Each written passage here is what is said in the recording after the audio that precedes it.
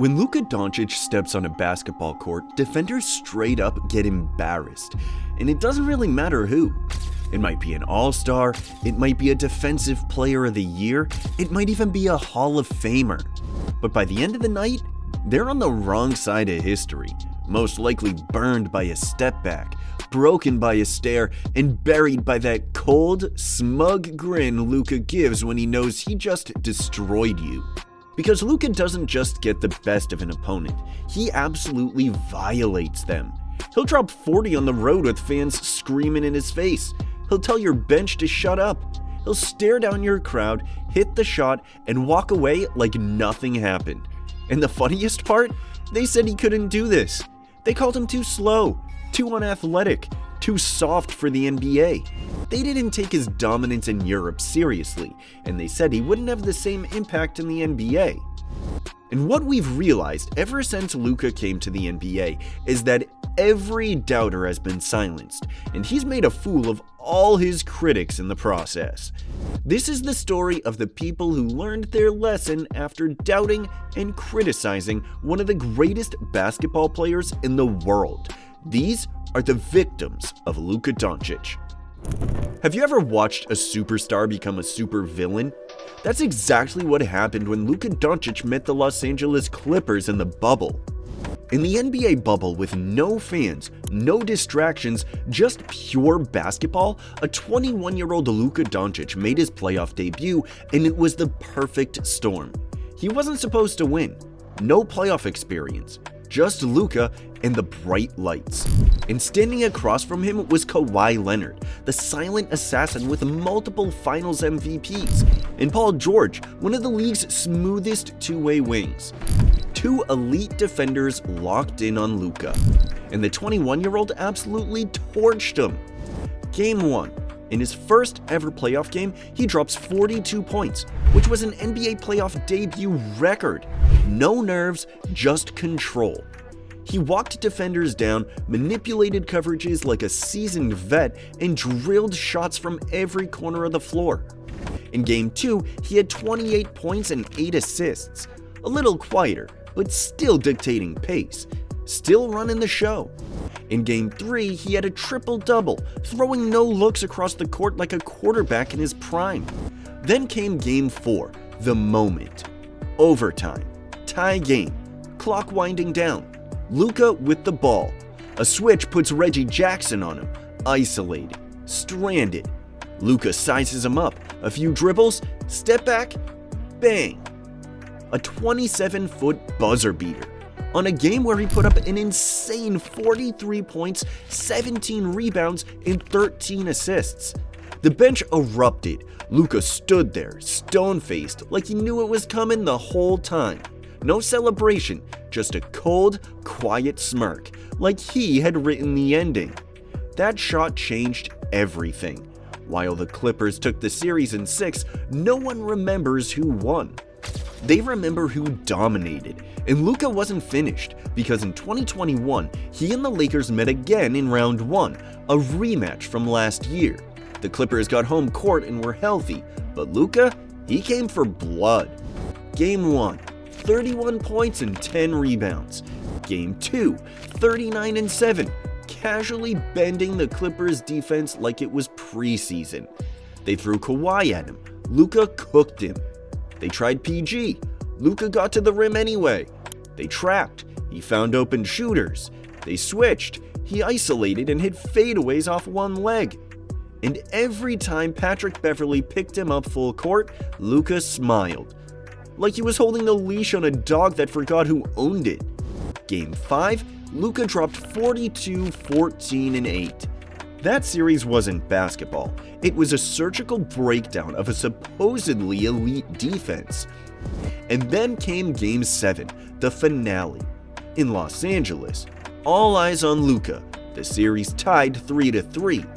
He dropped 46 points, 14 assists, and 7 rebounds, outscoring the Clippers' entire starting 5 in stretches. It took Kawhi Leonard having one of the best games of his career just to survive. The Clippers won, barely, but they didn't win respect, because Luka walked off their court having made his point. Again. He made Beverly look helpless, made Kawhi backpedal, made PG look like a second option. Every game felt like a Luka highlight tape, and every Clippers timeout, a concession speech in disguise. They advanced, but Luka left a deeper mark. Because when a 22-year-old makes 3 All-NBA defenders look like they're guessing, when he owns your court, your crowd, and your game plan, you're not escaping a series. You're escaping Luka. The next victim was Devin Booker and the Phoenix Suns in 2022. This one wasn't just a win, it was an execution. The 2022 Western Conference semifinals were supposed to be a showcase for the Phoenix Suns. They were the defending Western Conference champs, #1 seed in the West, and the deepest team in the league. They had Chris Paul, Devin Booker, a rising superstar, and an excellent supporting cast. They had home court advantage and championship expectations. And for the first 2 games, everything went according to plan. Phoenix jumped out to a 2-0 lead. They were rolling. In Game 2, Devin Booker hit a turnaround jumper, looked toward the bench, and dropped 2 words that changed everything. Luka special. A dig. A flex. Mocking the guy on the other side. But here's the thing about Luka Doncic. He doesn't forget. And when you make it personal, he turns it into a funeral. From that moment on, it was over. Game 3. Luka dropped 26 and led Dallas to a blowout win. Game 4. Another 26, another double-digit win. Just like that, the series was tied. But Luka wasn't done, not even close. He didn't just want to win, he wanted to bury them. And he saved his masterpiece for the biggest stage, Game 7, in Phoenix, in front of a sold-out crowd. The Suns, the best team in basketball, were expected to cruise. Instead, they got Luka'd. From the opening tip, Luka dominated every possession. Pull-up threes, spin moves into floaters, post-ups, step-backs, off-balance bank shots. He was bullying defenders, hunting matchups, breaking their spirit with every dribble. And the Suns, they looked frozen. At halftime, the scoreboard told the story. Not only were Luka and the Mavs up by 30 at halftime, but Luka alone had the same amount of points as the Suns at halftime. Let that sink in. One man matched the output of an entire franchise in an elimination Game 7 on the road, their biggest game of their season. Devin Booker was ice cold, 3 for 14, barely visible.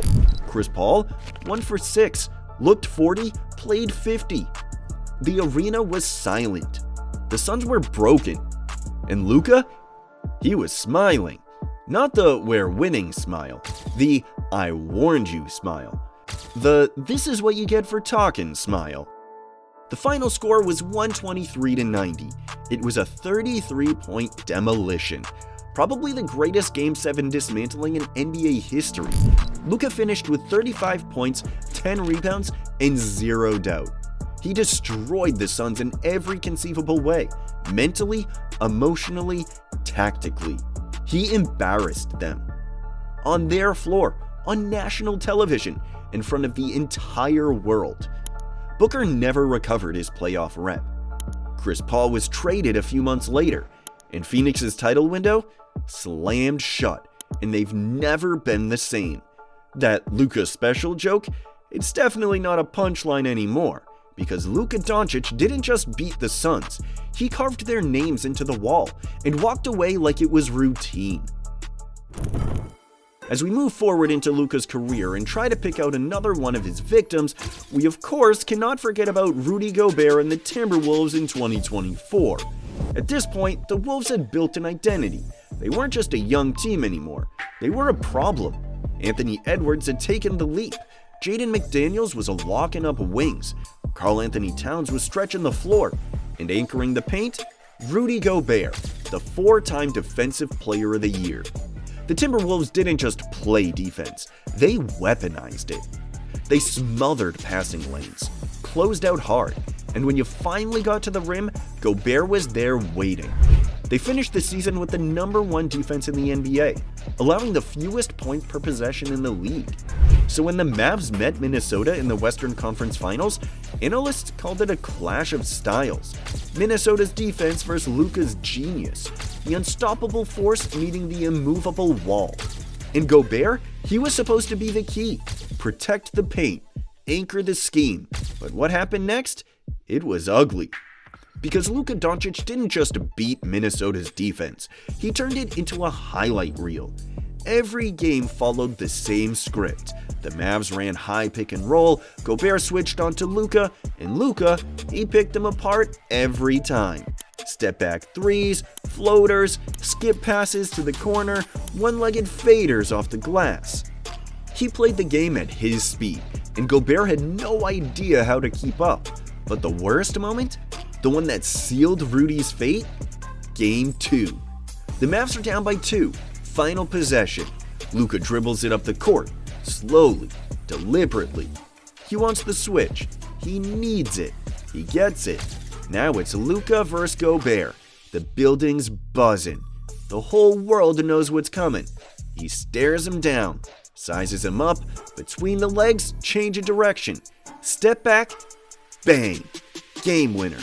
Right in Rudy's face. Nothing but net. Minnesota crushed. Gobert lost. The number 1 defense in the league, series over in 5 games. Over the series, Luka averaged 32.4 points, 9.6 rebounds, and 8.2 assists, all while toying with the very guy who was supposed to stop him. Gobert couldn't contest his shots. He couldn't hedge the pick and roll. He couldn't survive in space. And Luka made sure everyone saw it. This wasn't Eurobasket. This was the NBA, prime time, playoffs. And Gobert got exposed on every screen. Rudy Gobert may have Defensive Player of the Year trophies. He may be respected around the league, but to Luka Doncic, he's just another name on the list. Another switch, another bucket, another victim. Some players are stopped by defenders, others by injuries. But Luka Doncic, his biggest opponent wasn't wearing a jersey. It was a man in a suit. Nico Harrison, general manager of the Dallas Mavericks, the man who traded away the best player in franchise history in his prime. And it didn't happen because Luka asked out. It didn't happen because he regressed. It happened because Nico stopped believing. Let's rewind. By 2025, Luka had given everything to Dallas. Multiple All-NBA seasons, historic playoff runs, buzzer beaters, triple-doubles. He put the Mavericks on the map again. Not since Dirk had the city rallied behind one man like this. But behind the scenes, tension was building. The front office wasn't thrilled with Luka's conditioning. They questioned his leadership. They whispered about his defense. And as the Mavericks failed to surround him with a real contender, blame started shifting toward Luka. Then came the breaking point. Nico Harrison made the call. A blockbuster trade that stunned the league. Luka Doncic, gone, shipped to the Los Angeles Lakers. Dallas framed it as a mutual parting, but everyone knew the truth. Nico thought the team couldn't win with Luka, so he rolled the dice and lost his legacy. Because Luka Doncic didn't just leave, he ascended under the brightest lights in Los Angeles, with a better roster on national TV every night. He hasn't just played well, he reminded the world who he was. MVP candidate, walking triple-double, the most unstoppable half-court player in the NBA. And then came the night, the return to Dallas. The arena was packed. Jerseys from both eras, number 77 in Mavs blue and now in Lakers gold. Some cheered, some booed, but Luka, he stayed calm until the game started. What followed was poetic. Luka dropped 45 points and dissected every defensive scheme Dallas threw at him, like he'd seen the game plan before they printed it. Because he had. He lived in their playbook for 6 years. This is what Nico traded. This is what Nico gave up on. And sitting in the executive suite, watching it all unfold, was Nico Harrison himself. A man who made a decision and now had to live with it. The man who traded away the face of the franchise. the man who bet against Luka Doncic. And Luka, he didn't scream, he didn't point fingers, he didn't say a word. He let the scoreboard speak for him. He let the crowd process the pain. And he walked off the court with a grin, that quiet, satisfied grin we've seen before. Because this time, the victim wasn't a defender, wasn't a rival. It was the guy who thought he was smarter than the greatness standing in front of him. Nico Harrison didn't just trade a player, he traded a legacy. And Luka Doncic turned that betrayal into fuel. From doubters and defenders to coaches and executives, Luka Doncic hasn't just proven people wrong. He's made them regret ever saying his name. And the scary part? He's still getting better. So go ahead, double him, mock him, trade him, doubt him. Just don't act surprised when he adds you to the list of victims. Luka Doncic doesn't chase the spotlight, he creates it. And if history has taught us anything, it's that betting against him never ends well. But here's the real question. Who's been Luka's biggest victim so far? Is it the Suns, Gobert, or the GM who actually traded him? Let me know what you think in the comments, because someone out there is walking around with Luka's fingerprints still on their career. And if you enjoyed this video, do me a favor. Hit that like button, subscribe, and turn on notifications so you don't miss what's coming next. We'll see you in the next one.